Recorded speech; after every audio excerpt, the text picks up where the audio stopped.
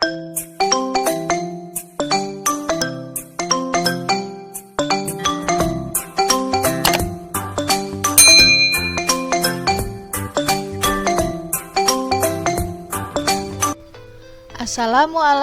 warahmatullahi wabarakatuh. Halo anak-anak, senang sekali kita bisa belajar bersama kembali. Pada video kali ini kita akan belajar di tema 1, subtema 4, yaitu tentang pertumbuhan dan perkembangan tumbuhan di KD 3.4. Masih bersama dengan saya Bu Eva. Mari kita bahas bersama-sama yuk. Nah, anak-anak, tumbuhan memiliki banyak manfaat bagi kehidupan manusia. Kegiatan menjaga kelestarian tumbuhan sama dengan menjaga alam sekitar. Nah, salah satu kegiatan menjaga alam yang bisa kita lakukan adalah dengan cara merawat tumbuhan. Jumlah tumbuhan meningkat karena adanya perkembangbiakan atau berkembang biak. Perkembangbiakan tumbuhan dapat terjadi secara alami dan buatan manusia, anak-anak. Nah, sesungguhnya Tuhan telah mengatur perkembangan tumbuhan dengan sangat baik. Perkembangbiakan tumbuhan itu penting untuk memenuhi kebutuhan manusia dan hewan. Oke, pertumbuhan tanaman. Tanaman sama dengan makhluk hidup lainnya yang mengalami pertumbuhan. Tanaman pun memiliki daur hidup dan cara yang berbeda-beda dalam perkembangbiakannya, anak-anak. Jadi pertumbuhan tanaman itu ada dua cara, yaitu yang pertama dengan cara alami dan yang kedua dengan cara buatan manusia, anak-anak. Nah, mari kita bahas ini, perkembangbiakan secara alami. Perkembangbiakan secara alami ini adalah proses perkembangbiakan pada tumbuhan yang tidak melalui proses perkawinan dan tanpa bantuan manusia, anak-anak. Yang pertama ada dengan biji. Nah, biji ini contohnya ada pada pohon mangga, jeruk, semangka, dan lain-lain sebagainya. Nah, yang kedua dengan tunas. Tunas ini contohnya ada pada pohon pisang, bambu, cocor bebek, dan lain-lain ya anak-anak. Nah, ada juga yang dengan cara spora. Nah, spora ini adanya pada pohon apa? Contohnya ada pada lumut, jamur, dan lain-lain. Selain dengan biji, tunas, spora, ada juga dengan umbi dan lain sebagainya ya anak-anak. Selanjutnya kita akan membahas tentang perkembangbiakan dengan cara buatan manusia. Apa sih perkembangbiakan dengan buatan manusia itu? Jadi, perkembangbiakan dengan buatan manusia itu adalah proses perkembangbiakan pada tumbuhan yang dilakukan dengan bantuan manusia, anak-anak. Salah satunya yaitu dengan cara pencangkokan. Nah, pencangkokan ini adalah salah satu contoh perkembangbiakan tumbuhan dengan bantuan manusia yang dilakukan dengan cara memotong dahan tumbuhan induknya, anak-anak. Bagaimana Bu cara pencangkokan itu? Nah, caranya yang pertama, pilih cabang atau dahan pohon dengan ukuran yang sedang. Kemudian kupas dahan tersebut hingga bersih dari kulit dan lendir kira-kira sepanjang 5-9 cm. Selanjutnya, setelah kalian kupas dahan tersebut, tutup luka pada dahan dengan tanah subur yang sudah dicampur dengan pupuk kandang, anak-anak.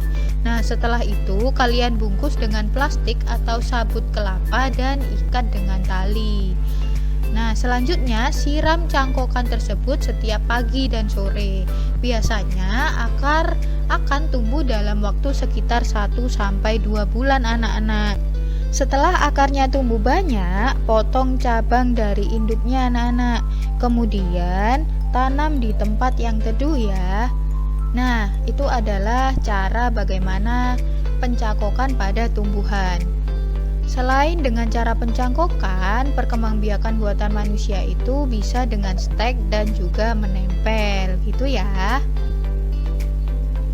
Perlu kalian ketahui anak-anak bahwa mencangkok itu adalah cara yang paling mudah dan murah untuk mengembangbiakan suatu tanaman.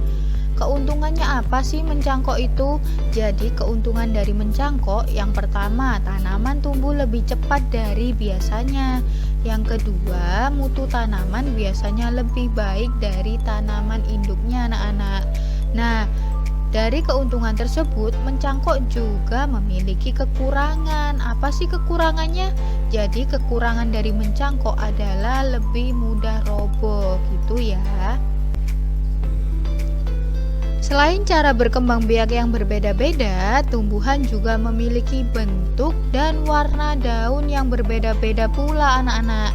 Seperti ini contohnya. Nah, ini adalah macam-macam bentuk dari daun. Nah, kan bermacam-macam ya.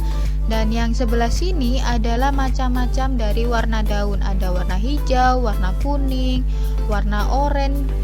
Orange-nya seperti merah, kemudian ada yang campuran seperti ini gitu. Jadi bentuk dan warna daun itu berbeda-beda dan bermacam-macam.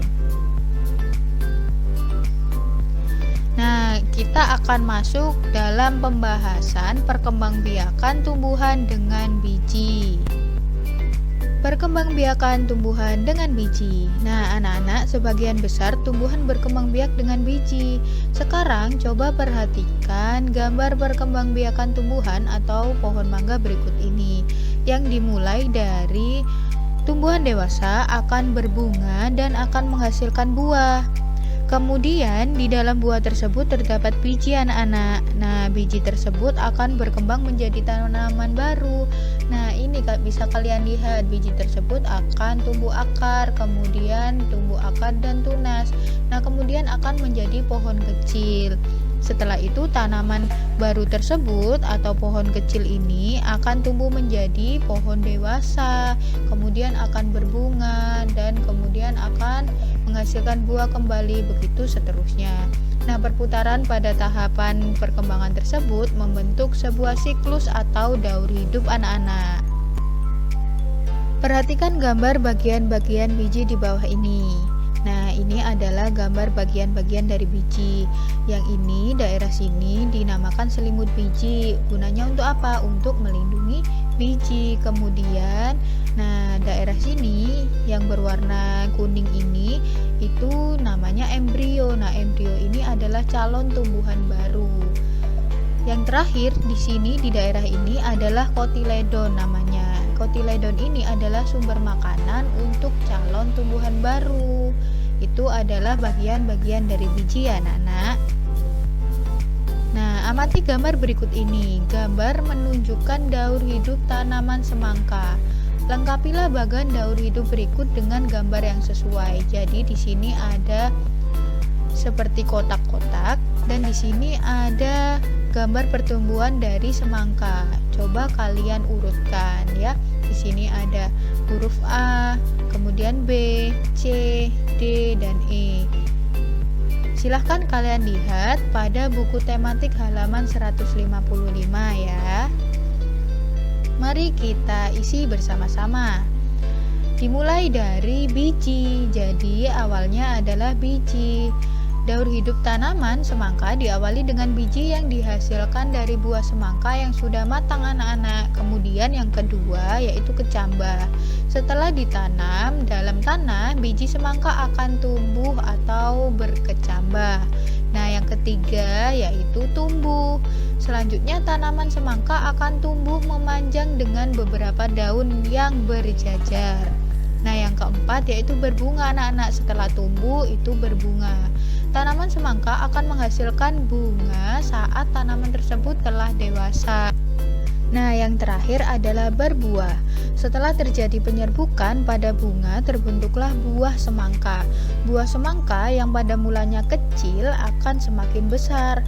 Buah semangka menghasilkan banyak sekali biji semangka yang dapat ditanami kembali. Jadi, itu adalah daur hidup pada tumbuhan semangka.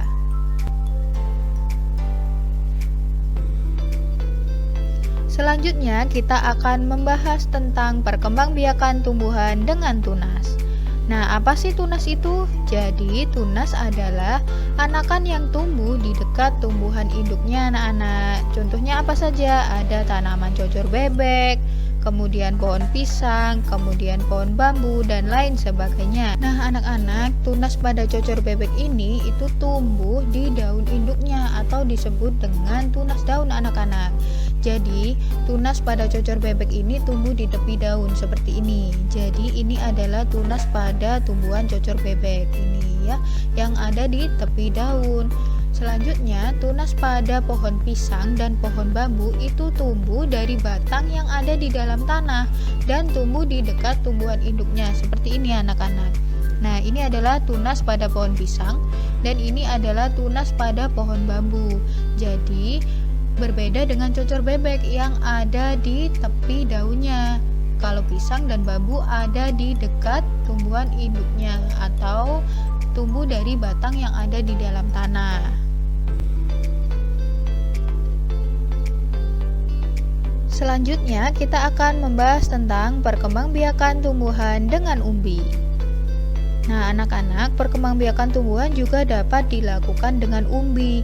Ada umbi batang. Nah, contohnya adalah pada tumbuhan kentang, kemudian ubi jalar, dan lain sebagainya. Kemudian ada umbi lapis. Umbi lapis ini contohnya ada pada bawang, kemudian bunga bakung, dan lain sebagainya.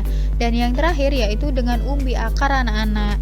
Contohnya apa pada umbi akar? Ada wortel, kemudian ada singkong, dan lain sebagainya. Sekarang coba perhatikan persamaan dan perbedaan antara umbi batang, umbi akar, dan umbi lapis. Jadi, persamaan dari ketiga umbi tersebut yang pertama adalah terdapat di dalam tanah. Yang kedua yaitu sebagai tempat menyimpan cadangan makanan. Nah, persamaan yang ketiga yaitu dapat digunakan sebagai alat perkembangbiakan. Itu adalah persamaan dari ketiga umbi tersebut. Sekarang perbedaan dari umbi batang, umbi akar, dan umbi lapis. Jadi untuk umbi batang itu terbentuk dari batang yang mengembang. Kemudian tumbuh tunas pada bagian umbi batang anak-anak. Nah, yang terakhir pada umbi batang itu memiliki akar tunggang. Nah, sekarang untuk umbi akar ini terbentuk dari akar yang mengembang. Kemudian tunasnya tumbuh pada bagian umbi akar anak-anak dan memiliki akar serabut. Nah, yang terakhir pada umbi lapis. Jadi pada umbi lapis ini terbentuk dari lapisan daun yang bersusun atau tersusun bertumpuk. Kemudian tumbuh tunas pada bagian pangkal daun anak-anak. Dan yang terakhir umbi lapis ini memiliki akar serabut. Nah, persamaan dan perbedaan ini bisa kalian tulis pada tematik tema 1, subtema 4, halaman 168. Nah, Bu Eva mau tanya nih, mengapa bawang merah disebut sebagai umbi lapis? Jawabannya adalah karena bawang merah memiliki umbi yang terbentuk dari tumpukan pangkal daun yang tersusun rapi dan berlapis-lapis anak-anak. Jadi, ini adalah tumpukan pangkal daun yang tersusun rapi dan berlapis-lapis. Nah, bisa kalian lihat sendiri ya, ini adalah pangkal daun dari bawang merah yang tersusun rapi dan berlapis-lapis. Dan ini adalah bawang merahnya. Dan ini adalah akar dari bawang merah. Pada gambar ini bisa kalian tulis di tematik tema 1 subtema 4 halaman 168 ya. Selanjutnya kita akan mengenal berbagai jenis umbi-umbian. Jadi umbi-umbian merupakan makanan yang sangat digemari oleh sebagian besar penduduk Indonesia. Umbi-umbian ini juga dapat diolah menjadi berbagai makanan. Salah satunya ada getuk yang merupakan makanan yang berasal dari bahan singkong anak-anak. Nah, ini adalah gambar ubi jalar. Ubi jalar ini bisa dikukus kemudian bisa langsung kita makan atau bisa kita olah menjadi makanan yang lainnya. Nah, di sini juga ada tanaman singkong. Nah, tanaman singkong ini bisa kita buat keripik dan lain sebagainya. Nah, di sini juga ada tanaman kentang anak-anak. Tanaman kentang ini bisa kita buat keripik kentang, bisa kita goreng dan lain sebagainya. Itu adalah olahan dari berbagai jenis umbi-umbian. Sekarang kita akan mengenal tentang bunga nasional yang ada di Indonesia. Jadi, bunga nasional di Indonesia itu banyak sekali macamnya. Nah, beberapa negara memiliki bunga nasional. Bunga nasional itu apa sih? Jadi, bunga nasional itu adalah bunga yang dapat mewakili karakteristik sebuah bangsa dan negara. Yang pertama ada bunga tulip. Jadi, bunga tulip ini disebut dengan bunga negara Belanda. Selanjutnya ada bunga mawar. Nah, bunga mawar ini itu disebut dengan bunga negara Inggris anak-anak. Nah, di Indonesia apa? Jadi, di Indonesia memiliki 3 bunga nasional. Bunga di Indonesia disebut dengan puspa. Nama lain dari bunga di Indonesia disebut dengan puspa ya. Yang pertama ada bunga melati putih.